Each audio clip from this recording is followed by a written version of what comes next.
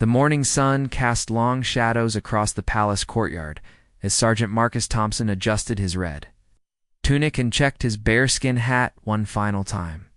At 28 years old, Marcus had served as a royal guard for 6 years, standing sentinel at Buckingham Palace through countless tourists, dignitaries, and ordinary Londoners who came to witness the changing of the guard.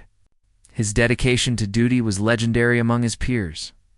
But what few people knew about Marcus was his deep love for animals, particularly dogs. Growing up in a small village in Yorkshire, Marcus had spent his childhood surrounded by animals on his family's farm. His father had taught him how to communicate with dogs. Understanding their body language and knowing how to calm even the most aggressive animals, this skill had stayed with him throughout his military career, though it rarely came in handy during his ceremonial duties at the palace. This particular Tuesday in September started like any other. Marcus woke at 5 in the morning in his barracks, went through his precise grooming routine, and prepared his immaculate uniform. Every brass button was polished to perfection. Every crease in his trousers was razor sharp, and his black boots reflected the morning light like mirrors. Marcus took his position at the main gate, his polished boots clicking against the cobblestone as he assumed his rigid stance. The familiar weight of his rifle felt comfortable in his hands, and the morning air carried the usual sounds of London awakening, distant traffic, chattering tourists, and the occasional honking of car horns. The palace grounds were already bustling with activity. Maintenance crews were preparing for the day's events. Security personnel were conducting their morning briefings. The first wave of tourists was beginning to gather behind the ornate iron gates. Marcus had witnessed this same routine thousands of times. Yet he never grew tired of seeing the wonder in children's eyes when they first spotted him in his magnificent uniform. What Marcus didn't know was that his life was about to change dramatically around the corner. In the narrow streets of Westminster lived a man named Derek Blackwood. Derek was not your typical neighbor. At 42, he had spent most of his adult life in and out of prison for various offenses, ranging from theft to assault. His weathered face bore the scars of countless street fights. His cold gray eyes held a perpetual look of anger toward the world. Derek had grown up in foster care, bouncing between homes where he never felt wanted or loved.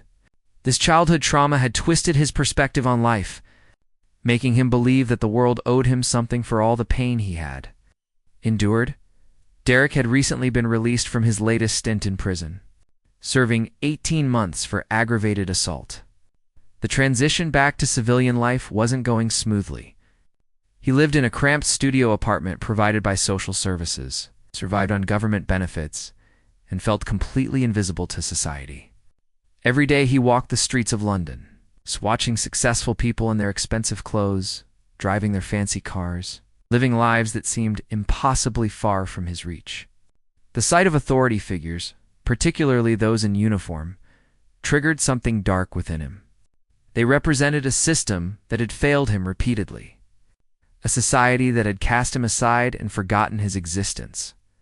On this morning, Derek was walking his massive Rottweiler, Bruno, through the streets near the palace.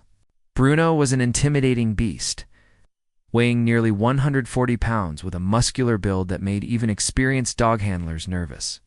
Derek had acquired Bruno from an underground dogfighting ring 3 years earlier, rescuing the animal from certain death but then molding him into something far different from a typical pet. Derek had trained Bruno not for companionship, but as a weapon and a symbol of the power he felt he lacked in every other aspect of his life. The dog had been taught to be aggressive on command, responding to specific words and gestures that would unleash his natural protective instincts and transform him into a living weapon.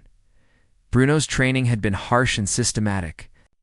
Derek had used food deprivation, isolation, and controlled aggression to shape the dog's behavior. He taught Bruno to associate uniforms with threat, to respond to anger with violence, and to see strangers as potential enemies.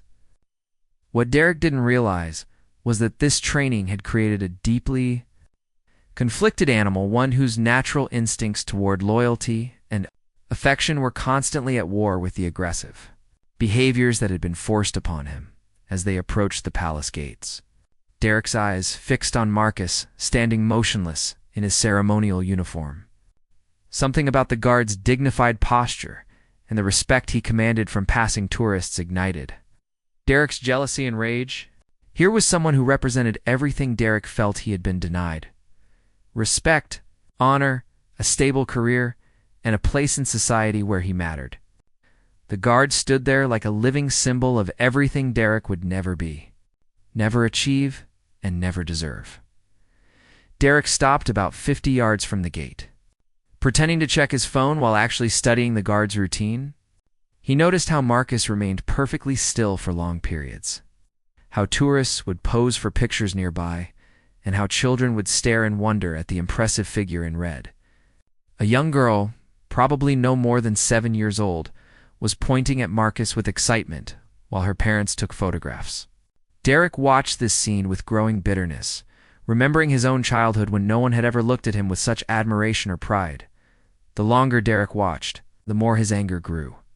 He began to imagine scenarios where he could shatter this perfect image, where he could show all these adoring tourists that their precious guard was just another weak human being. Underneath all that ceremony and tradition, Bruno sensed his owner's tension and began to shift restlessly. His ears perked up and his muscular body coiled like a spring. The dog had learned to read Derek's moods with frightening accuracy. When his master was agitated, Bruno became alert and ready for action. Derek's plan began to form in his twisted mind. He would show this pompous guard and all these gawking tourists what real power looked like. He would demonstrate that their precious symbols of authority were nothing more than pretty decorations when faced with raw, unleashed aggression. In Derek's warped thinking, this would be his moment of triumph, his chance to prove that he was not as powerless as the world had made him feel.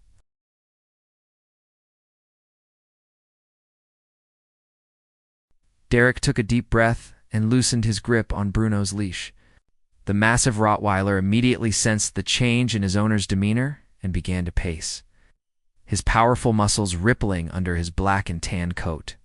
Derek had waited for what he considered the perfect moment when a group of schoolchildren on a field trip had gathered near Marcus, their enthusiastic teacher explaining the history and significance of the Royal Guards to her class of wide-eyed 8-year-olds. The morning crowd had grown considerably, with tourists from all over the world positioning themselves for the best photographs and views. Japanese tourists with expensive cameras, American families with children clutching souvenir flags, elderly British couples sharing stories of previous visits, and backpackers from various European countries, all created a colorful mosaic of humanity gathered to witness one of London's most treasured traditions. Mrs. Henderson, the primary school teacher, was in the middle of explaining how the Royal Guards had protected the monarchy for centuries. When Derek decided to make his move, she was telling her students about the Guards' unwavering dedication to duty, how they stood motionless for hours regardless of weather conditions, and how their discipline represented the very best of British military tradition. Attack. Get him! Derek shouted suddenly, his voice cutting through the peaceful morning air like a knife. He pointed directly at Marcus while simultaneously releasing Bruno's leash completely, giving the massive dog complete freedom to carry out the violent command he had been trained to obey without question. The effect was immediate and terrifying. Bruno launched himself forward like a guided missile, his 140-pound frame covering the distance to Marcus with frightening speed. His deep guttural bark echoed off the palace walls, creating a sound that seemed to come from the depths of hell itself. The peaceful scene transformed into chaos within seconds as tourists screamed and scattered in awe. Directions like leaves in a hurricane. Children cried in terror as their parents grabbed them and ran for safety. Mrs. Henderson instinctively threw her arms around the nearest students, trying to shield them from what appeared to be an inevitable tragedy. Cameras that had been capturing peaceful moments of British pageantry now recorded pure pandemonium as people stumbled over each other in their desperate attempts to escape the charging beast. Security personnel who had been stationed discreetly around the area immediately began responding to the emergency, but Bruno was moving too fast for anyone to intercept him before he reached his target. Radio communications crackled with urgent reports as additional officers rushed toward the scene. But it seemed certain that they would arrive too late to prevent a catastrophic attack on one of the Queen's own guards. Marcus heard the commotion and saw the blur of black and tan fur racing toward him with murderous intent. Every fiber of his being wanted to break formation, to defend himself, to run for safety like every other rational human being in the vicinity. His training kicked in instantly. But the Royal Guard protocol was crystal clear. He was not to break character or abandon his post except in the most extreme circumstances that threatened national security or the royal family. Directly, even as this massive dog bore down on him with bared teeth and savage intent, Marcus made a split-second decision that would define the rest of his life. Instead of abandoning his post or reaching for his weapon, he chose to remain in his ceremonial position, trusting in something deeper than military protocol or self-preservation instincts. The crowd's screams grew louder as Bruno closed the final yards. Tourist guides shouted desperate warnings while frantically trying to evacuate their groups to safety. Some people pulled out their phones to record what they believed would be a brutal and tragic attack on one of Britain's most respected and beloved guardsmen. Others covered their eyes, unable to watch what seemed like an inevitable mauling. Derek watched with sick anticipation, expecting to see his plan unfold exactly as he had imagined it.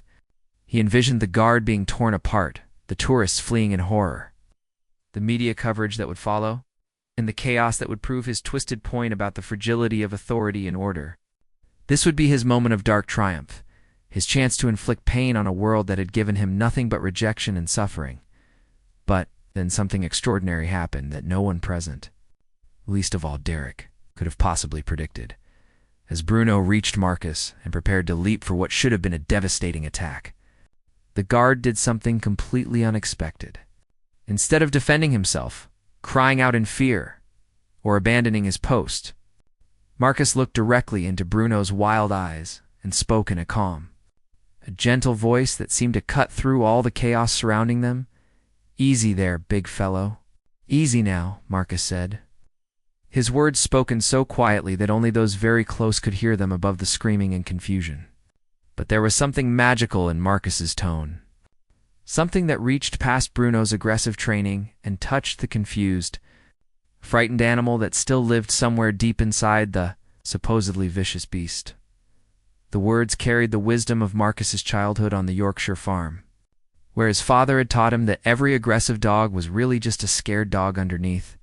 They carried the gentleness of someone who had spent his life understanding that strength. And compassion were not opposites, but partners in creating true power. Bruno, who had been programmed to attack without mercy or hesitation, suddenly found himself skidding to a halt just inches from Marcus's perfectly pressed trousers. His barks, which had been threatening and savage just moments before, turned into confused whimpers as he found himself face to face with someone who showed no fear, no aggression, and posed no threat whatsoever. The massive dog stood there, his powerful chest heaving with exertion and confusion. As Marcus slowly moved one hand while still maintaining his ceremonial posture with the other, the guard extended his hand toward Bruno Palmup in a gesture of peace and friendship. The same way he had approached countless farm dogs during his childhood, Derek, who had been expecting to witness the violent destruction of everything the guard represented, stood frozen in complete disbelief. This wasn't how it was supposed to happen. Bruno was his weapon, his instrument of revenge against a world that had rejected him. The dog was supposed to attack, to cause chaos, to bring this symbol of authority and respectability crashing down in a display of blood and violence.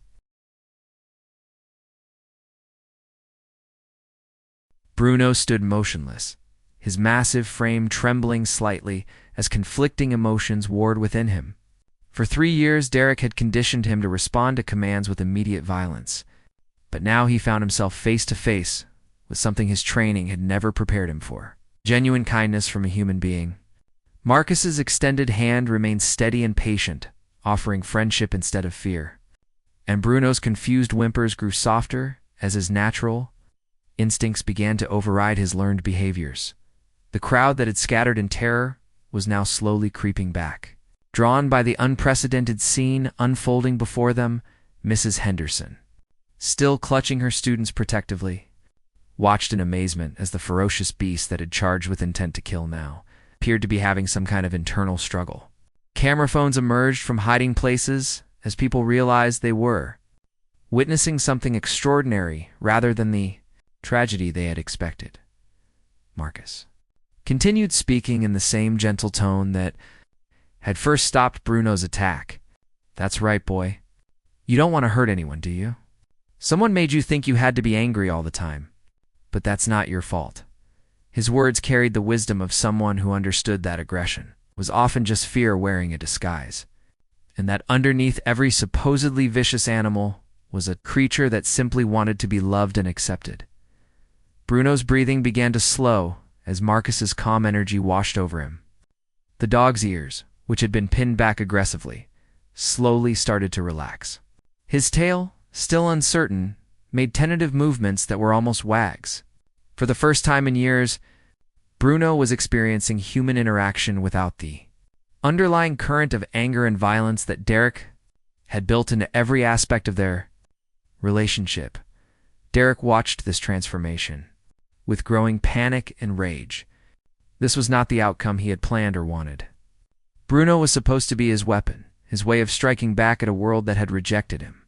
Seeing his dog respond to kindness instead of following his violent commands made Derek feel even more powerless and insignificant than before. The guard was supposed to be terrified, defeated, humiliated. Instead, he was standing there like some kind of saint, transforming Derek's instrument of revenge into something Derek didn't recognize. "Bruno, attack him. Do it now." Derek screamed from his position 50 yards away, his voice cracking with desperation and fury. But Bruno barely acknowledged his owner's command. The dog's attention was completely focused on Marcus and the unprecedented experience of being treated with genuine compassion. Marcus heard Derek's shouts, but kept his focus entirely on Bruno. He had dealt with aggressive dogs before, and he knew that the key was to remain calm and patient, allowing the animal to make its own choice about how to respond. "You don't have to listen to him anymore, boy," Marcus whispered. "You can choose to be different." Slowly, carefully, Marcus began to move his extended hand closer to Bruno. The dog watched this movement with intense concentration, his natural instincts telling him that this human meant no harm. When Marcus's fingers were just inches away from Bruno's massive head, the dog made a decision that would change everything. Bruno stretched his neck forward and gently touched his nose to Marcus's palm. The moment their skin made contact, something magical happened. Bruno's entire body seemed to relax for the first time in years. His tail began wagging properly. His ears came forward in a friendly position, and his eyes, which had been hard and cold with learned aggression, suddenly became soft and warm with the kind of trust that dogs naturally want to give to humans. The crowd gasped in amazement. Children who had been crying in fear just minutes before now watched with wonder as the supposedly vicious attack dog began to nuzzle the guard's hand like an affectionate pet. Cameras clicked frantically as people documented this incredible transformation, but Marcus barely noticed the attention. His entire focus was on the beautiful moment of connection he was sharing with this magnificent animal who had been so cruelly twisted by human cruelty. Mrs. Henderson found her voice first among the stunned onlookers. "Children," she whispered to her students, "you're seeing something very special.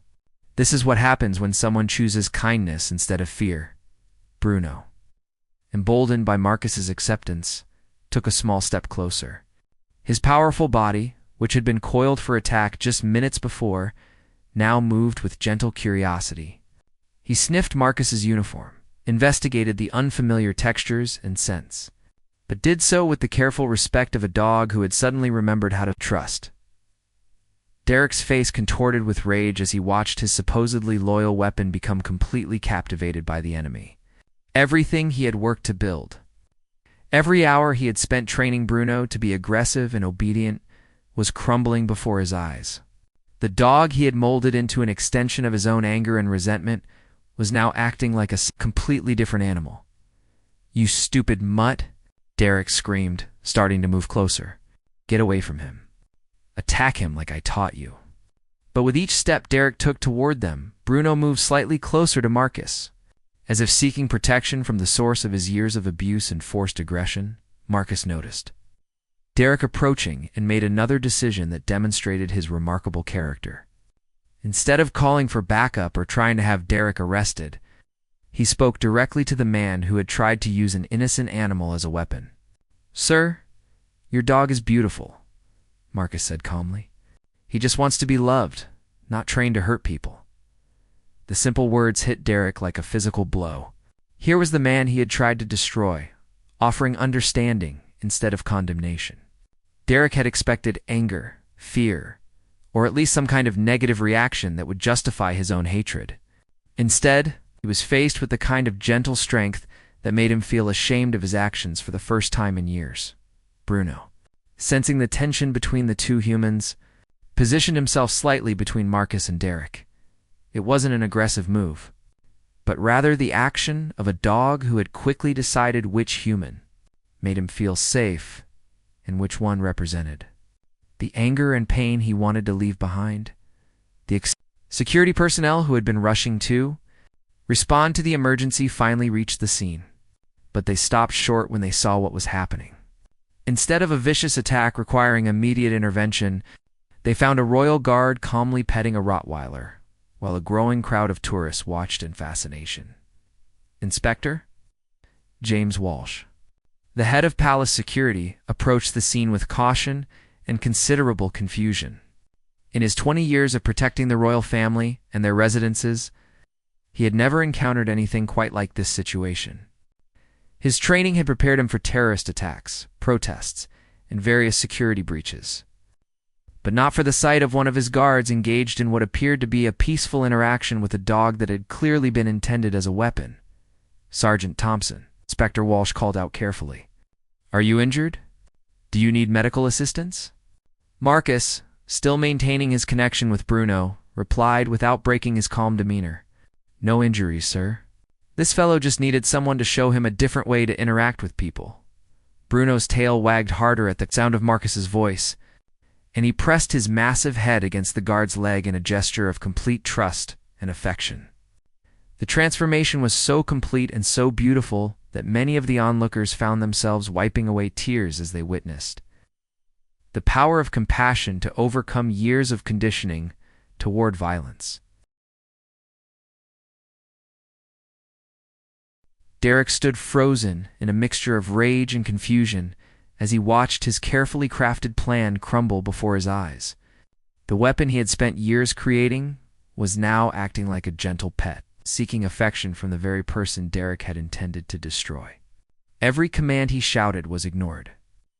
Every attempt to reassert control over Bruno was met with the dog's growing attachment to Marcus. For Derek, this wasn't just the failure of an attack, it was the complete unraveling of his identity as someone who held power over at least one living creature. "Inspector." Walsh quickly assessed the situation and began coordinating with his team. While the immediate physical threat seemed to have passed, the legal and security implications were enormous. Someone had deliberately sent a large, potentially dangerous dog to attack a royal guard in front of dozens of witnesses and cameras. This was not just assault. It was an attack on the crown itself. And Derek would face serious criminal charges, sir. "I need you to identify yourself and explain what just happened here," Inspector Walsh said firmly, approaching Derek with 2 additional officers flanking him. His voice carried the authority of someone accustomed to being obeyed, but Derek barely seemed to hear him. His attention remained fixed on the impossible scene of Bruno nuzzling Marcus's hand while the crowd watched in amazement. Derek's mind raced through storm of emotions he had spent years trying to suppress. Seeing Bruno respond so naturally to kindness forced Derek to confront a painful truth he had been avoiding his entire adult life. The violence and aggression he had taught Bruno weren't natural behaviors. They were learned responses to fear, anger, and pain. Just like the violence and aggression Derek himself had learned as a way to cope with a world that had rejected him since childhood. The crowd continued to grow as word spread through the tourist areas around Buckingham Palace. Social media posts were already beginning to circulate, with videos and photos of the extraordinary interaction between the Royal Guard and the Rottweiler. Hashtags like hashtag Royal Guard Dog Whisperer and hashtag Love Conquers All began trending as people shared the remarkable footage of Bruno's transformation. From attack dog to gentle, giant Mrs. Henderson gathered her students closer so they could safely observe this unexpected lesson in human nature and animal behavior. "Can anyone tell me what they think is happening here?" she asked her 8-year-old, turning this frightening incident into a teachable moment about compassion and understanding. Little Emma, who had been one of the most frightened children during the initial attack, raised her hand tentatively. The doggy was scared and angry, but the guardman is being nice to him. "So now the doggy isn't scary anymore," she said, with the simple wisdom that children often possess about complex situations. "That's exactly right," Emma, Mrs. Henderson replied. "Sometimes when people or animals act mean, it's because they're hurting inside. When someone shows them kindness instead of being mean back, it can help them remember how to be gentle." Marcus continued his patient interaction with Bruno, speaking softly while allowing the dog to investigate his uniform and equipment. Bruno's fascination with Marcus's ceremonial sword was particularly touching. The dog sniffed it carefully, but showed no aggression, treating it with the same gentle curiosity he was showing everything else about this remarkable human who had chosen kindness over self-defense. "What's your name, boy?" Marcus asked, though he knew Bruno couldn't answer. The question was really directed at Derek, who was still standing in shocked silence under the watchful eyes of the security officers. Derek's throat felt tight as he struggled to find words. No one had asked him a simple, friendly question in months. Most people crossed the street to avoid him. Shopkeepers watched him suspiciously. And even social services workers treated him like a problem to be managed, rather than a person deserving basic courtesy. The contrast between Marcus's gentle treatment of Bruno and the way Derek himself was typically treated by society was stark and painful. "His name is Bruno," Derek finally managed to say, his voice barely above a whisper. The admission felt like a confession, an acknowledgement of his connection to this attack and his responsibility for what could have been a tragedy. Marcus looked up from Bruno to meet Derek's eyes for the first time. What Derek expected to see was anger, disgust, or condemnation. What he actually saw was something far more unsettling, understanding and compassion from someone who had every right to hate him. Bruno's a beautiful dog, Marcus said simply. "He's got such a gentle soul underneath all that aggressive training. Dogs don't naturally want to hurt people, you know? They have to be taught to be violent, and it goes against their basic nature." The words hit Derek like arrows, each one finding its mark in the carefully constructed armor of anger and resentment he had built around his heart. Marcus wasn't just talking about Bruno. He was describing Derek himself, and somehow both men knew it. Derek had been taught to be violent by a world that had shown him no mercy, no understanding, and no second chances. But unlike Bruno, Derek had never encountered someone willing to offer him the patient kindness that could break through. Years of defensive aggression, Inspector Walsh stepped closer to Derek, his hand resting casually on his radio. "I need you to come with us, sir. We have some serious questions about what happened here today." His tone was professional but firm, making it clear that Derek's cooperation wasn't optional. Derek looked around at the scene surrounding him, dozens of tourists capturing every moment on their phones, children watching with wide eyes, security officers preparing to arrest him, and his own dog, completely enamored with the man Derek had tried to destroy. For the first time in years, Derek saw himself from an outside perspective, and the view was devastating. Bruno sensed the tension rising between the humans and moved even closer to Marcus, as if seeking reassurance that his newfound source of kindness wouldn't be taken away from him. The dog's instinctive trust in Marcus was absolute and immediate. The kind of bond that typically took months or years to develop between humans and animals. "I'm sorry," Derek said suddenly, the words torn from somewhere deep inside him that he had thought was dead. "I didn't. I thought, I'm sorry." The apology was inadequate for the magnitude of what he had attempted. But it was the first genuine remorse Derek had felt or expressed in longer than he could remember. Marcus studied Derek's face and saw something there that most people missed: pain, loneliness, and a desperate need for connection that had been twisted into violence and aggression. "Everyone makes mistakes," Marcus replied quietly. "The important thing is what we choose to do next." The simple statement hung in the air. Between them, like a bridge, neither man was sure how to cross. Derek had expected punishment, rejection, and condemnation. Instead, he was being offered the same kind of patient understanding that had transformed Bruno from a weapon into a companion in just a few short minutes.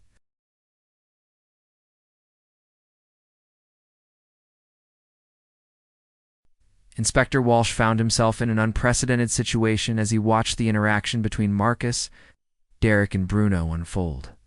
In his years of security work, he had dealt with countless threats to the royal family and their property, but never had he witnessed such a complete transformation of both aggressor and weapon through simple human compassion.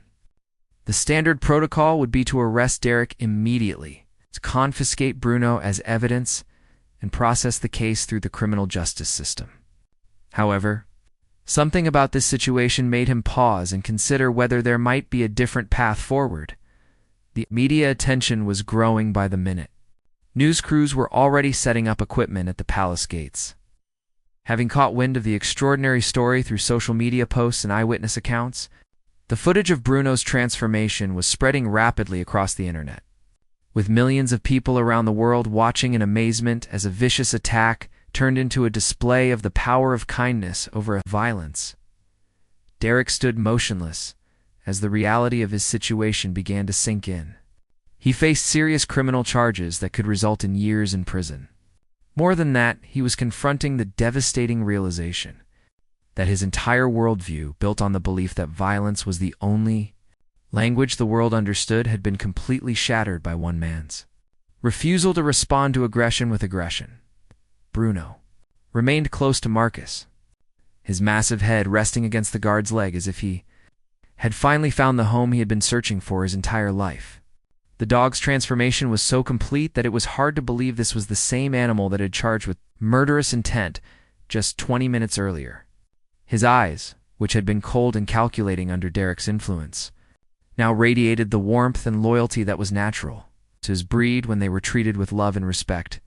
Mrs. Henderson approached Inspector Walsh with her class of students trailing behind her. "Excuse me, officer," she said respectfully, "but my children have just witnessed something extraordinary. Would it be possible for them to meet the guard and perhaps learn more about what just happened here?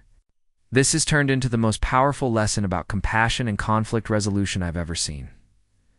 Inspector Walsh looked at the eager faces of the 8-year-olds, then at Marcus, who was still maintaining his ceremonial position while gently stroking Bruno's head. The situation was highly irregular, but the educational value was undeniable. "Sergeant Thompson," he called out, "would you be willing to speak with these children about what happened here today?" Marcus looked at the group of young faces watching him with a mixture of awe and curiosity. Despite the chaos of the morning, he felt a deep sense of satisfaction knowing that these children had witnessed the power of choosing kindness over conflict. "It would be my honor, sir," he replied, his voice carrying the same gentle strength that had first calmed Bruno, as the children gathered around at a respectful distance. Marcus began to explain what had happened in terms they could understand. "This big dog was taught to be angry and scared," he said, his hand never leaving Bruno's head. "But deep down, all dogs want to be loved and to love their humans back. When I showed him kindness, instead of being scared or angry, he remembered what his heart really wanted." Little Emma, who had asked the perceptive question earlier, raised her hand again. "But why did that man want the doggy to hurt you?" she asked with the directness that only children possess. Marcus glanced at Derek, who was listening to every word with an expression of growing anguish. "Sometimes people get so hurt by life that they forget how to be kind," Marcus explained carefully. "They think the only way to feel strong is to make other people feel weak. But real strength comes from helping others feel safe and loved." Derek felt tears welling up in his eyes for the first time in over a decade. Hearing his own pain and mistakes explained with such compassion to a group of innocent children made him see himself through new eyes. He had spent so many years believing that the world was his enemy, that everyone was out to hurt or reject him, that he had never considered the possibility that his own actions might be perpetuating the cycle of pain he was trying to escape. Bruno lifted his head from Marcus's leg and looked back at Derek with an expression that seemed almost apologetic. The dog's natural empathy, which had been suppressed for years under Derek's harsh training, was reasserting itself now that he was in a safe environment. Bruno could sense his former owner's distress. And despite everything Derek had put him through, the dog's forgiving nature was struggling with his newfound loyalty to Marcus's inspector. Walsh made a decision that would later be debated in security circles for months to come. Instead of immediately arresting Derek, he approached him with an offer that was as unprecedented as everything else about this situation. "Mr. Blackwood," he said, having identified Derek through a quick background check, "you're facing serious charges that could put you in prison for a long time. But Sergeant Thompson here seems to think there might be another way to handle this situation. Are you willing to listen?" Derek nodded, unable to trust his voice, as emotions he had buried for years threatened to overwhelm him. The possibility that there might be an alternative to the punishment he knew he deserved was both hopeful and terrifying. Marcus stepped forward, still keeping one hand on Bruno, who remained calm and attentive. "Sir," he said to Derek, "I've been thinking about what happened here today. Your dog responded to kindness, because that's what he really wanted all along. Maybe you're not so different from him. Maybe what you really want isn't to hurt people, but to find a place where you belong and feel valued." The words hit Derek with the force of revelation.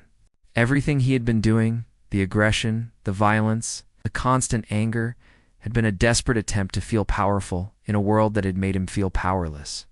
But watching Bruno transform so completely in the presence of genuine care and respect made Derek wonder if there might be a different way to find the connection and purpose he had been seeking.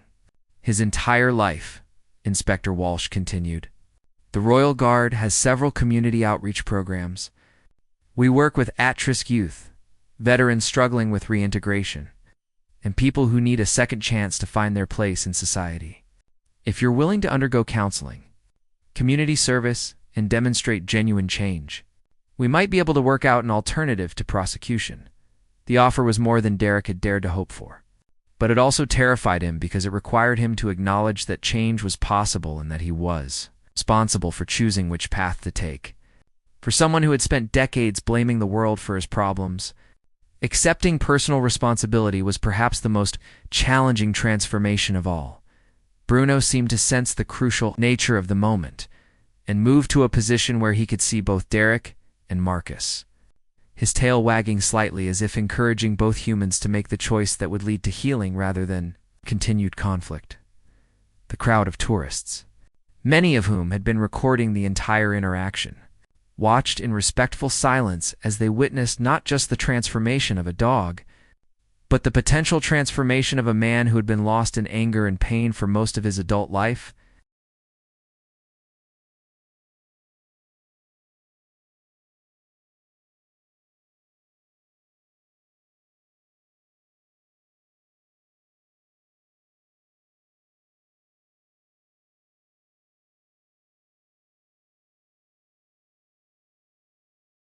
"6 months later, Derek Blackwood stood outside the same palace gates where his life had changed forever. But this time, he was wearing a clean volunteer uniform and carrying a clipboard rather than harboring thoughts of violence and revenge. The community service program inspector Walsh had offered him had become far more than just an alternative to prison. It had become the path to rediscovering who he could be when he chose. Healing over hatred, the transformation hadn't been easy or immediate. Derek had spent his first weeks in the program angry and resentful. Convinced that this was just another form of punishment disguised as help, the counseling sessions were particularly difficult, forcing him to confront the childhood trauma and adult choices that had led him to that terrible morning when he had tried to turn Bruno into a weapon of revenge.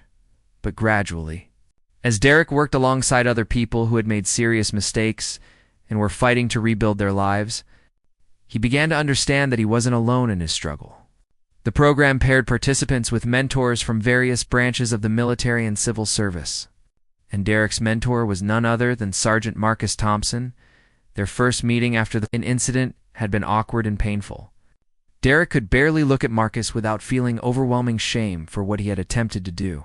But Marcus approached their mentoring relationship with the same patient kindness he had shown Bruno, never making Derek feel judged or condemned, but always challenging him to choose growth over stagnation. "The past doesn't define us," Marcus had told Derek during one of their early sessions. "What defines us is what we choose to do with the lessons we've learned from our mistakes." Bruno had become an integral part of Derek's rehabilitation process. The dog now lived with Marcus, who had officially adopted him after Derek voluntarily surrendered custody. But Derek visited Bruno regularly as part of his community service, helping with the palace's new animal therapy program that used rescued dogs to provide comfort to veterans and at-risk youth. Watching Bruno interact with troubled teenagers who reminded Derek of his younger self was profoundly healing for both man and dog. Bruno had retained his gentle transformation, becoming a therapy dog whose own story of redemption inspired others to believe that change was possible. The massive Rottweiler, who had once been trained for violence, now spent his days providing comfort to children in hospitals and support to adults struggling with trauma and addiction. Media attention from that morning had eventually died down, but not before the story of Bruno and Derek's transformation had inspired similar rehabilitation programs across the United Kingdom. The footage of Bruno's instant response to Marcus's kindness had been viewed millions of times worldwide, becoming a symbol of the power of compassion to overcome even the deepest conditioning toward violence.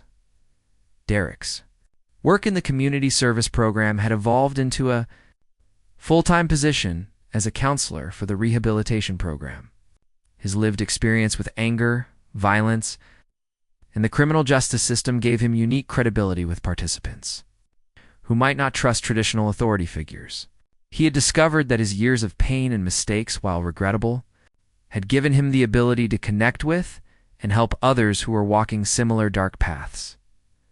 On this particular morning, Derek was preparing to lead a group of new program participants on a tour of the palace grounds, sharing his story and demonstrating that transformation was possible even for someone who had fallen as far as he had.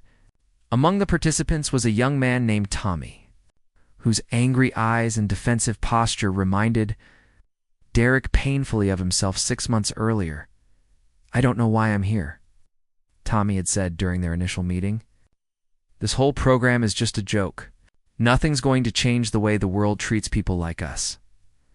Derek had smiled sadly at the familiar words. "I said exactly the same thing when I started," he had replied. "The world did treat me badly, and I used that as an excuse to treat others badly in return. But I learned something important. We can't control how others treat us, but we can always choose how we respond." Marcus appeared at the palace gates in his immaculate uniform, just beginning his shift as Derek's group approached. Bruno walked beside him, wearing a special therapy dog vest that identified his new role in helping others heal from trauma and anger. The sight of the two of them together, the guard who had chosen compassion over self-defense, and the dog who had chosen trust over aggression, never failed to move Derek deeply. "Good morning, everyone," Marcus said warmly as he greeted Derek's group. "I'm Sergeant Thompson, and this is Bruno. We're here to tell you a story about second chances and the power of choosing kindness even when it's the hardest thing to do." Bruno immediately went to work, approaching each group member with the gentle confidence that had made him such an effective therapy animal. When he reached Tommy, the young man's defensive posture began to soften slightly as Bruno sat beside him and offered his head for petting. 6 months ago, Derek began, his voice steady and clear. "I stood in this same spot with hatred in my heart and violence on my mind. I was convinced that the world was my enemy and that the only way to feel powerful was to hurt others. Bruno here was my weapon, trained to attack on command, conditioned to see strangers as threats." Tommy looked skeptical, but Derek could see that he was listening. The other group members, each carrying their own stories of pain and poor choices, gave Derek their attention with the kind of intensity that comes from recognizing truth in someone else's experience. I sent Bruno to attack Sergeant Thompson. Expecting to see violence and chaos, Derek continued. Instead, I witnessed something that changed everything I thought I knew about strength, power, and what it means to be truly courageous. Marcus picked up the story, describing that morning from his perspective, the split-second decision to respond with kindness instead of fear, the risk he took in trusting his instincts about Bruno's true nature, and the way that choice had created ripple effects that were still spreading months later. As the story unfolded, Derek watched Tommy's expression change from skepticism to interest to something that looked almost like hope. Bruno seemed to sense the shift and moved closer to the young man, offering the same kind of wordless support that had become his specialty. The point of our story, Derek concluded, isn't that change is easy, or that everyone will forgive you for your mistakes. The point is that every day we get to choose who we want to be. We can choose to let our pain make us bitter, or we can choose to let it make us better. The tour continued for another hour, with Derek and Marcus sharing details about the rehabilitation program, the support services available, and the expectations for participants who wanted to turn their lives around. But the real lesson had been taught in those first few minutes when Tommy and the others had seen living proof that transformation was possible. As the group prepared to leave, Tommy approached Derek privately. "Do you really think someone like me can change?" he asked, his voice barely above a whisper. Derek looked at this young man who reminded him so much of his former self and felt a surge of hope for the future. "I think you can become whoever you choose to be," he replied. "It won't be easy, and it won't happen overnight. But if you're willing to do the work, there are people here who will help you every step of the way." Bruno wagged his tail and pressed against Tommy's leg, as if offering his own vote of confidence in the young man's potential for transformation. As Derek walked away from the palace gates that day, he reflected on the extraordinary journey that had brought him from that morning of intended violence to this moment of hope and purpose. He had learned that true strength came not from the ability to hurt others, but from the courage to help them heal. He had discovered that redemption was possible even for someone who had lost his way as completely as he had.